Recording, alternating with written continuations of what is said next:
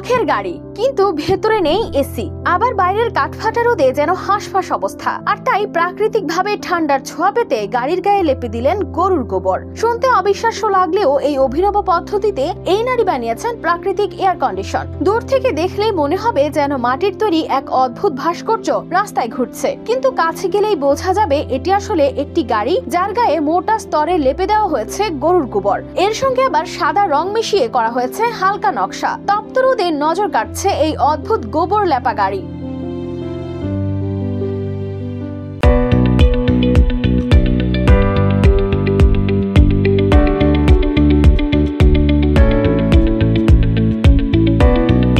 গুজরাটের আহমেদাবাদের বাসিন্দা সেজলেবেন শাহ এই অভিনব ভাবনা বাস্তবে রূপ দিয়েছেন। তার কথায়, বাইরের তাপমাত্রা যখন 43 ডিগ্রি, তখন গাড়ির ভিতরে থাকে মাত্র 36 থেকে 37 ডিগ্রি। এই তাপমাত্রার পার্থক্যই প্রমাণ করে তার গোবর লেপার পদ্ধতি কতটা কার্যকর হয়েছে।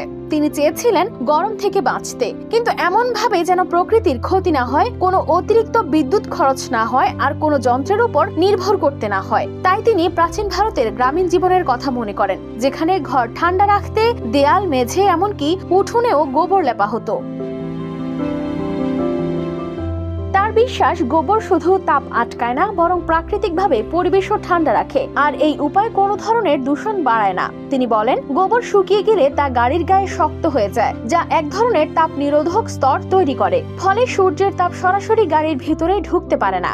এখন রাস্তায় এই গাড়ি যেখানেই যায়, সবার চোখ যেন আটকে যায়। কেউ অবাক হয়ে তাকিয়ে থাকে, কেউ আবার তার সঙ্গে ছবি তুলতে চায়। কিন্তু এই নারীর কাছে সবচেয়ে সন্তুষ্টি এই যে তিনি নিজেকে গরম থেকে রক্ষা করতে পেরেছেন একদম প্রাকৃতিক উপায়ে, যা পরিবেশ বান্ধব এবং সাশ্রয়ী। News desk, RTV।